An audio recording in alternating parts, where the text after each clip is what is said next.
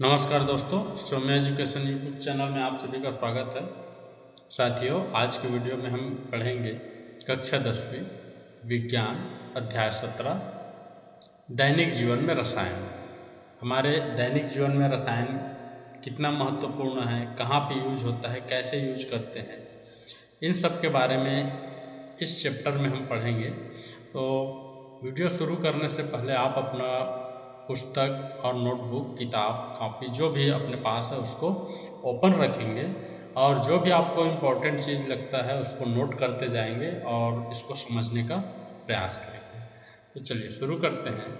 अध्याय 17 दैनिक जीवन में रसायन।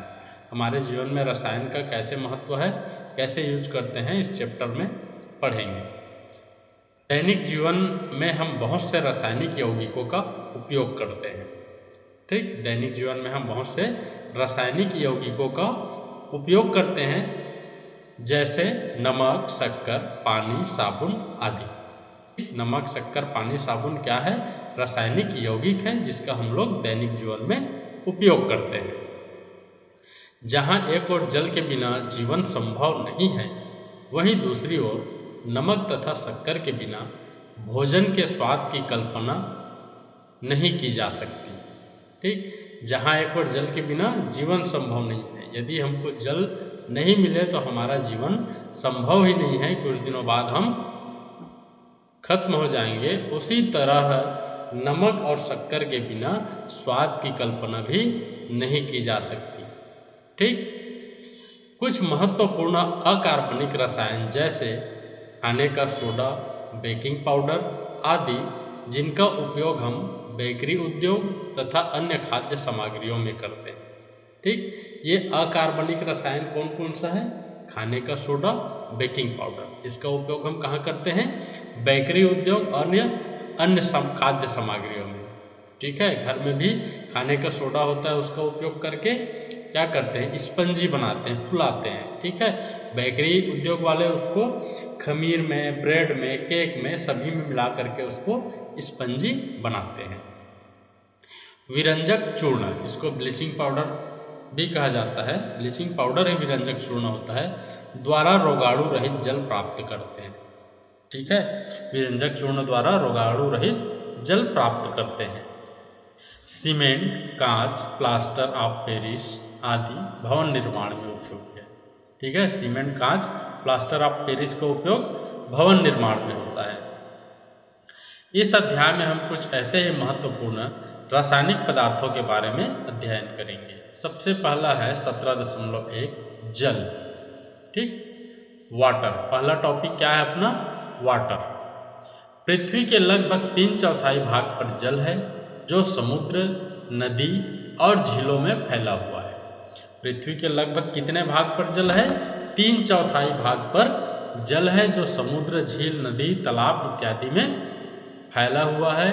पृथ्वी के तल से नीचे कुछ गहराई तक जल पाया जाता है। ठीक, ये भी सत्य है, पृथ्वी के नीचे कुछ गहराई तक जल पाया जाता है, जिसको हम हैंडपंप, बोर इत्यादि के माध्यम से निकालते हैं और अपने दैनिक जीवन में उपयोग करते हैं। यह सभी जीवधारियों से तात्पर्य है प्राणियों और पेड़ पौधों के लिए उतना ही आवश्यक है जितना कि ऑक्सीजन। ठीक है, जल भी सभी जीवधारियों के लिए उतना ही आवश्यक है जितना कि ऑक्सीजन जीने के लिए आवश्यक है। मनुष्य के शरीर में भी लगभग 70% जल है। हमारा जो शरीर है उसमें 70% जल की मात्रा है। पृथ्वी पर जल तीनों अवस्था, ठोस बर्फ के रूप में, द्रव जल के रूप में और गैस जल वाष्प के रूप में उपस्थित रहता है। मतलब पृथ्वी पर जल तीनों अवस्था में पाया जाता है। प्रायः किसी पदार्थ का ठोस अवस्था में घनत्व द्रव अवस्था की अपेक्षा अधिक होता है। मतलब सामान्यतः क्या होता है? ठोस पदार्थ की घनत्व द्रव अवस्था से अधिक होता है, लेकिन बर्फ का घनत्व 0.9 ग्राम पर ml तथा जल का घनत्व 4 अंश सेंटीग्रेड ताप पर 1 ग्राम पर ml होता है। मतलब यहाँ पे क्या हो गया? जल का घनत्व अधिक हो गया, बर्फ का घनत्व कम हो गया। ठीक, बर्फ का घनत्व जल की तुलना में कम होना जलीय जीवन के लिए वरदान है। पृथ्वी के शीत क्षेत्रों में नदी एवं झीलों की सतह पर जमी बर्फ के नीचे जल रहता है। ठीक है, बर्फ का घनत्व जल की तुलना में कम होता है। यह जलीय जीव जंतु के लिए जो जल में रहते हैं, जैसे मछली, मगर, मेढक इत्यादि जीव जंतु हैं, उसके लिए वरदान साबित होता है। क्यों? क्योंकि यह जल के ऊपरी सतह पर तैरता रहता है और नीचे में जल रहता है, जिसमें जलीय जीव जंतु अपना जीवन यापन करते हैं। यदि पूरा बर्फ जम जाता तो कुछ समय बाद ये जीव जंतु मर जाते। बर्फ ऊष्मा का कुचालक होता है। बर्फ ऊष्मा का कुचालक होता है, इस कारण नीचे का पानी धीरे धीरे ठंडा होता है। वायु में नमी के रूप में प्रत्येक मौसम में जल विद्यमान रहता है। ठीक है, बर्फ ऊष्मा का कुचालक होता है, जिसके कारण सूर्य की किरणें नीचे तक नहीं जा पाती, ऊपर से ही लौट आती है, और जिससे नीचे का पानी ठंडा रहता है और वायु में नमी के रूप में पानी किसी भी मौसम में 12 मास उपस्थित रहता है। जल सर्वाधिक पदार्थों को घोल लेता है, इसलिए इसे सार्वत्रिक विलायक भी कहा जाता है। ठीक है, जल सर्वाधिक मतलब जितने ज़्यादा हो सके, ज़्यादा से ज़्यादा पदार्थों को घोल लेता है। ठीक है, जल सर्वाधिक पदार्थों को घोल लेता है, इसलिए इसे सार्वत्रिक विलायक भी कहा जाता है। ठीक, आगे 17.1 का पहला पॉइंट है मृदु एवं कठोर जल, सॉफ्ट एंड हार्ड वाटर। ठीक, सॉफ्ट और हार्ड वाटर। जल में उपस्थित लवण और साबुन के झाग देने के आधार पर जल को मृदु अथवा कठोर जल कहा जाता है। ठीक है, जल में उपस्थित लवण और साबुन के साथ झाग देने के आधार पर जल को मृदु जल और कठोर जल कहा जाता है। मतलब जो जल साबुन के साथ अच्छा झाग दे वह मृदु जल, और जो कम झाग दे, देरी से दे, वह कठोर जल कहलाता है। आगे देखते हैं मृदु जल। साबुन के साथ जल्दी और अधिक झाग देने वाला जल मृदु जल कहलाता है। ठीक, मैंने अभी अभी बताया, साबुन के साथ जल्दी और अधिक झाग देने वाले जल को मृदु जल कहते हैं। वर्षा का जल और आसुत जल आदि मृदु जल। ठीक, वर्षा का जल और आसुत जल। वर्षा का जल जो प्राकृतिक रूप से गिरता है, और आसुत जल जिसको हम लैब में बनाते हैं, ये दोनों जल मृदु जल कहलाते हैं। कठोर जल। साबुन के साथ देर से तथा बहुत कम झाग देने वाला जल को कठोर जल कहा जाता है। ठीक, कठोर जल साबुन के साथ देर से तथा बहुत कम झाग देने वाला जल कठोर जल कहलाता है। साबुन ऐसे जल के साथ फटकर थक्का व अवक्षेप देता है। साबुन कठोर जल के साथ फटकर, ठीक है, क्रिया करके थक्का व अवक्षेप देता है। जब हम कपड़ा धोते हैं तो मैल तो साफ होता है कपड़े का, लेकिन वहाँ पास आप देखना एक चूरा जमा हो जाता है, रेती रेती टाइप से एक पदार्थ जमा हो जाता है, जो साबुन के साथ कठोर जल के फटने के कारण होता है, और इसी को ही अवक्षेप कहते हैं। ठीक है, अवक्षेप कर देता है। इसका दूसरा पॉइंट है जल की कठोरता का कारण, reason of hardness of water. ठीक है, जल की कठोरता का क्या क्या कारण है इसको भी देख लेते हैं। जल में कैल्शियम और मैग्नीशियम के हाइड्रोजन कार्बोनेट। ठीक, जल में कैल्शियम और मैग्नीशियम के हाइड्रोजन कार्बोनेट, सल्फेट और क्लोराइड में से किसी भी लवण की उपस्थिति जल को कठोर बनाता है। ऐसा जल जिसमें सोडियम के लवण घुले हों मृदु जल होता है। ठीक है, जिसमें सोडियम के लवण घुले हों ऐसे जल को मृदु जल कहते हैं। साबुन उच्च वसी अम्लों का सोडियम लवण होता है, जैसे सोडियम स्टीयरेट। यह कैल्शियम और मैग्नीशियम लवण के साथ अभिक्रिया कर अवक्षेप बनाता है, जिसे दिए गए समीकरण द्वारा व्यक्त करते हैं। ठीक। साबुन उच्च वसी अम्लों का सोडियम लवण होता है, ठीक है, जो मैग्नीशियम और कैल्शियम के लवण के साथ अभिक्रिया कर अवक्षेप बनाता है, ठीक है। चलिए आगे देखते हैं। जब तक जल को लवण पूरी तरह अवक्षेपित नहीं हो जाते, ठीक है, जब तक जल से लवण पूरी तरह अवक्षेपित नहीं हो जाते तब तक साबुन के साथ झाग नहीं बनती और इस प्रक्रिया में बहुत सारा साबुन व्यर्थ चला जाता है। यह अवक्षेप कपड़ों के साथ चिपक जाता है और इसी कारण कपड़े मलिन हो जाते हैं, डल हो जाते हैं, ठीक है। जब तक जल से लवण पूरी तरह अवक्षेपित नहीं हो जाता तब तक साबुन के झाग नहीं बनता, ठीक है, साबुन से झाग नहीं निकलता। इस प्रक्रिया में बहुत सारा साबुन व्यर्थ चला जाता है, ठीक है। ऐसे करने से साबुन, बहुत सारा साबुन क्या होता है, व्यर्थ चला जाता है। यह अवक्षेप कपड़ों के साथ चिपक जाता है, ठीक है, यह जो अवक्षेप है कपड़ों के साथ चिपक जाता है, इस कारण से कपड़े डल हो जाते हैं, मलिन हो जाते हैं। कठोरता के प्रकार, ठीक। अब जल की कठोरता के कितने प्रकार हैं, आगे पढ़ते हैं। पहला है अस्थायी कठोरता, टेम्पररी हार्डनेस। अस्थायी कठोरता कैल्शियम और मैग्नीशियम के हाइड्रोजन कार्बोनेट के जल में घुले होने के कारण होती है, ठीक। अस्थायी कठोरता किसके कारण होती है, कैल्शियम और मैग्नीशियम हाइड्रोजन कार्बोनेट के जल में घुले होने के कारण होती है। उबालने पर कैल्शियम और मैग्नीशियम के विलय हाइड्रोजन कार्बोनेट अविलेय कार्बोनेट में बदलकर अवक्षेपित हो जाता है, ठीक है। मतलब उबालने पर क्या होता है, कैल्शियम और मैग्नीशियम के विलय का हाइड्रोजन कार्बोनेट जो जल में मिला रहता है वह अविलेय कार्बोनेट में बदलकर अवक्षेपित हो जाता है। आपने अपने घरों में पानी गर्म करने वाले बर्तन में सफ़ेद रंग की पपड़ी जमी देखी होगी, यह अविलेय कार्बोनेट की होती है, ठीक है। सामान्यतः घर में जब पानी उबालते हैं तो जो पतीला होता है उसमें सफ़ेद कलर की पपड़ी जमी होती है, वह क्या होता है, कैल्शियम और मैग्नीशियम का जो विलेय कार्बोनेट है वह अविलेय कार्बोनेट में बदल करके अलग हो जाता है, ठीक है, यही अविलेय कार्बोनेट होती है। इसका समीकरण भी दिया हुआ है, इसको भी पढ़ लीजिएगा। आगे देखते हैं।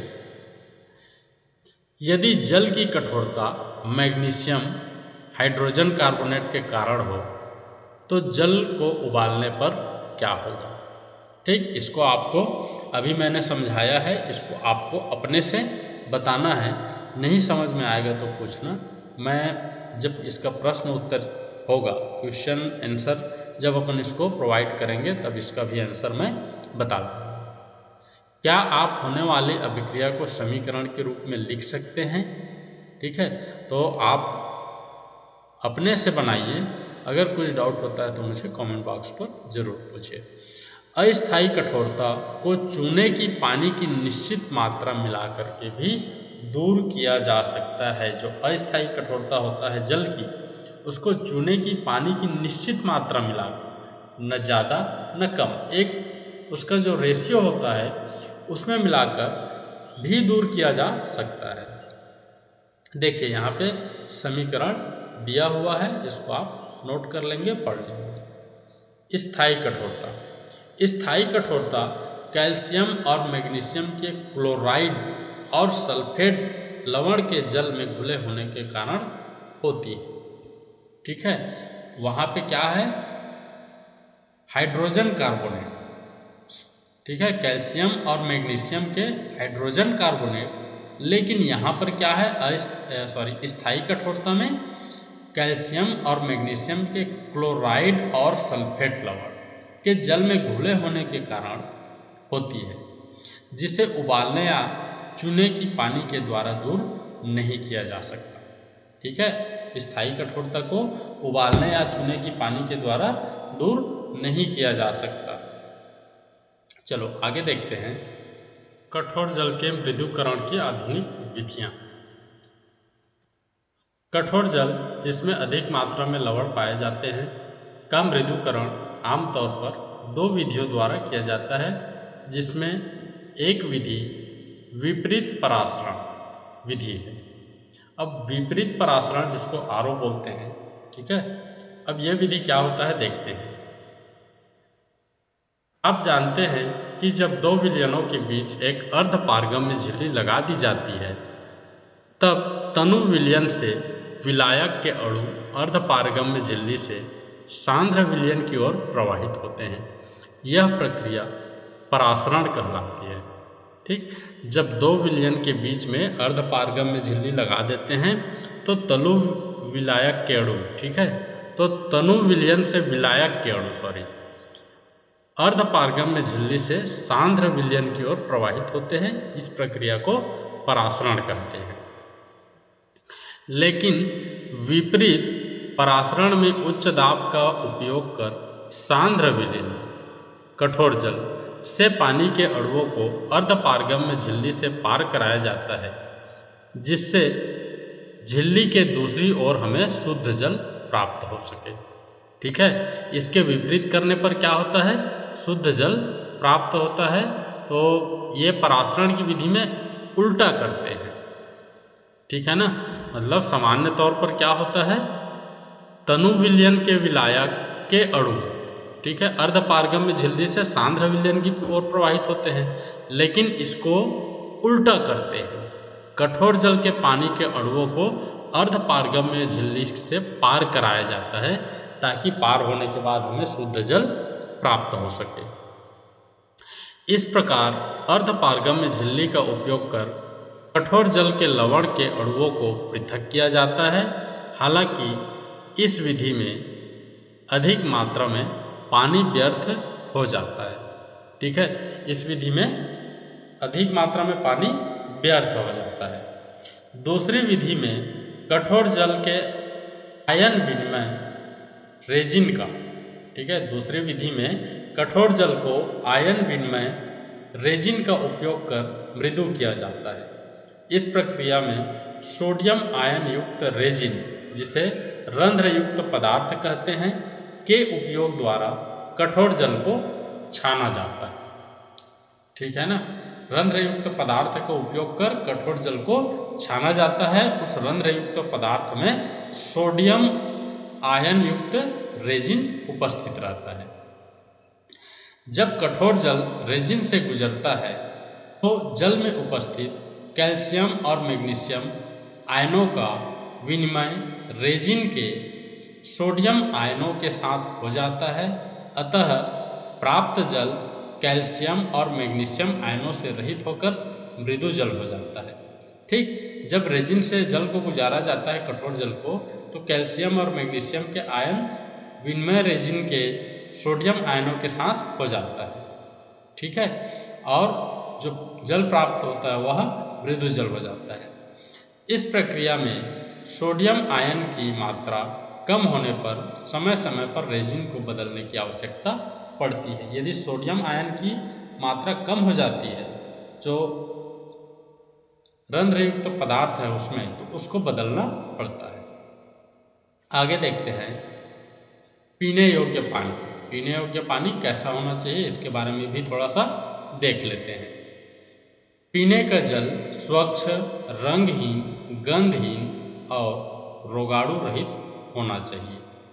ठीक, कैसा होना चाहिए, पीने का जल स्वच्छ मतलब साफ सुथरा, रंगहीन, कोई कलर नहीं होना चाहिए, गंधहीन, ठीक है, कोई बदबू नहीं आनी चाहिए उससे, और रोगाणु रहित, ठीक है, उसमें बैक्टीरिया नहीं होना चाहिए जो हमारे शरीर को नुकसान पहुंचाते हैं। शरीर के लिए आवश्यक विलेय लवण की मात्रा उपयुक्त होनी चाहिए। ठीक है, शरीर के लिए जो आवश्यक लवण है उसकी मात्रा उसमें भरपूर होना चाहिए, उपयुक्त होना चाहिए। उपलब्ध जल को पेय योग्य बनाने के लिए जल शुद्धिकरण संयंत्रों में आवश्यकता अनुसार फिटकरी, विरंजक चूर्ण, ठीक है, लाल दवा, पोटेशियम परमैंगनेट, क्लोरीन मिलाकर या पराबैंगनी किरणें आदि से शोधन किया जाता है। ठीक है, जल को पीने योग्य कैसे बनाया जाता है, फिटकरी मिलाकर, विरंजक चूर्ण, ब्लीचिंग पाउडर मिलाकर, लाल दवा, पोटेशियम परमैंगनेट मिलाकर, क्लोरीन मिलाकर या पराबैंगनी किरणें आदि से शोधन किया जाता है। पराबैंगनी किरणों से जल को गुजारा जाता है, जिससे उसमें जितने भी हानिकारक बैक्टीरिया होते हैं वह सब नष्ट हो जाते हैं और वह पीने योग्य बन जाता है। प्रायोगिक कार्यों में गाड़ियों की बैटरी एवं मेडिकल क्षेत्रों में आसुत जल का प्रयोग किया जाता है, जिसे आसवन द्वारा प्राप्त किया जाता है। ठीक, प्रायोगिक कार्य के लिए आसुत जल बैटरी की गाड़ियों की जो बैटरी होती है उसमें भी, और मेडिकल क्षेत्रों में आसुत जल, जिसको हम डिस्टिल्ड वाटर कहते हैं, इसका प्रयोग किया जाता है। अपने विद्यालय की प्रयोगशाला के लिए सौर ऊर्जा का उपयोग कर आसुत जल बनाइए। ठीक, अपने प्रयोगशाला के लिए सौर ऊर्जा का उपयोग करके आपको आसुत जल बनाना है। यह अपने टीचर से कंसल्ट करें और हो सके तो बनाएं भी। आगे देखते हैं उपयोग। ठीक है, अब उपयोग कैसे होता है, जल का उपयोग कहाँ कहाँ होता है, कैसे होता है। तो जल का उपयोग बोलने से आपको समझ में आ ही गया होगा कि कहाँ करते हैं, क्यों करते हैं, कैसे करते हैं। पहला, जल का उपयोग विलायक के रूप में किया जाता है। ठीक है ना, क्योंकि यह सभी सर्वाधिक पदार्थों को अपने ऊपर घोल लेता है, अपने अंदर घोल लेता है, इसलिए इसका उपयोग विलायक के रूप में किया जाता है। कृषि में जल अति आवश्यक। ठीक, जल के बिना तो खेती संभव ही नहीं है, इसलिए कृषि में भी जल अति आवश्यक है। जल का उपयोग बहुत से उद्योगों में किया जाता है, मुख्यतः वस्त्र उद्योग, पेपर उद्योग, खनन आदि में। ठीक, जल का उपयोग उद्योगों, कल कारखानों में भी किया जाता है। कपड़े धोने एवं साफ सफाई के लिए जल का उपयोग किया जाता है। ठीक, ये तो आमतौर पर सभी लोग करते हैं। पानी की विशिष्ट ऊष्मा अधिक होने के कारण इसका उपयोग भाप इंजन बॉयलर, कूलर आदि में होता है। ठीक, कूलर में भी यूज करते हैं, भाप इंजन, बॉयलर, ये सब फैक्ट्री वगैरह में होता है, इसमें भी उपयोग करते हैं। क्यों? क्योंकि पानी की विशिष्ट ऊष्मा अधिक होती है। जल प्रदूषण, अब देखिए उसका उपयोग भी देख लिए, अब जल प्रदूषण भी देख लेते हैं। जल के उपरोक्त उपयोगों, उद्योग धंधों और साफ सफाई आदि के कारण उसमें कुछ अवांछित पदार्थ मिल जाते हैं। साथ ही ऑक्सीजन की कमी हो जाने के कारण भी जल के गुणों में परिवर्तन हो जाता है, तब ऐसा जल प्रदूषित जल कहलाता है, जिसे जल उपयोग के लिए अनुपयुक्त हो जाता है। ठीक है, मतलब उद्योग धंधों और साफ सफाई के कारण उसमें कुछ गंदगी मिल जाती है और साथ ही ऑक्सीजन की भी कमी हो जाता है, जिससे जल के गुण में परिवर्तन हो जाता है, तब ऐसा जल प्रदूषित जल कहलाता है। ऐसे जल का उपयोग के लिए अनुपयुक्त हो जाता है, ऐसे जल उपयोग के लिए अनुपयुक्त हो जाता है, उपयोग में लाया नहीं जा सकता। जल प्रदूषण के अन्य कारणों से भी आप परिचित हैं। आपके क्षेत्र में जल को प्रदूषित करने वाले कारकों की सूची बनाइए। जल प्रदूषण की रोकथाम एवं नियंत्रण का उत्तरदायित्व भी हमारा है। जल को प्रदूषित होने से बचाने के लिए निम्नलिखित उपाय किए जा सकते हैं। ठीक है, अपने क्षेत्र में भी किन किन कारकों से जल प्रदूषित होता है, इसका आपको सूची बनाना है और अपने शिक्षक से जांच भी करवाना है। आगे देखते हैं। पहला, औद्योगिक अपशिष्ट युक्त जल का उपचार करने हेतु उद्योगों में जल शुद्धि संयंत्र लगाना अनिवार्य किया जाए। ठीक है, मतलब जो उद्योग है, जो कल कारखाने हैं, उसमें जल शुद्धि संयंत्र लगाना अनिवार्य किया जाए। घरेलू साफ सफाई से निकलने वाला जल एवं मलवाहित जल को उपचारित करके ही नदी नालों में प्रवाहित किया जाए। ठीक है ना, मतलब उसको ऐसे ही नदी नालों में प्रवाहित करने के बजाय उसका रिसाइकल करके ही नदी नालों में प्रवाहित किया जाए। हानिकारक कीटनाशकों का नियंत्रित उपयोग किया जाए। इसके अधिक उपयोग पर भी प्रतिबंध लगाया जाए। मतलब कीटनाशकों का भी उपयोग करने से भी जल प्रदूषित हो जाता है। मानवीय क्रियाकलाप जैसे नहाना, कपड़े धोना, पूजा सामग्री का विसर्जन, शवों आदि को नदी में बहाना, मृत व्यक्तियों की राख एवं अस्थि का विसर्जन आदि भी जल को प्रदूषित करते हैं। तो इस पर भी नियंत्रण लगाना चाहिए। अतः इन क्रियाकलापों पर नियंत्रण लगाए जाना चाहिए। ठीक है, तो ऐसे बहुत सारे कारक हैं जिनके माध्यम से जल प्रदूषित होता है। तो इसको लिमिट मात्रा में उपयोग करना चाहिए, इस पर नियंत्रण लगाना चाहिए। तो दोस्तों आज की वीडियो में बस इतना ही। नई वीडियो में आगे का पार्ट कंटिन्यू करेंगे। आगे अभी बहुत से टॉपिक हैं इस चैप्टर का, इसको भी कंटिन्यू करेंगे। तो आज के वीडियो में बस इतना ही। अगर आपको कुछ भी डाउट होता है तो आप मुझे कमेंट बॉक्स पर ज़रूर पूछिए।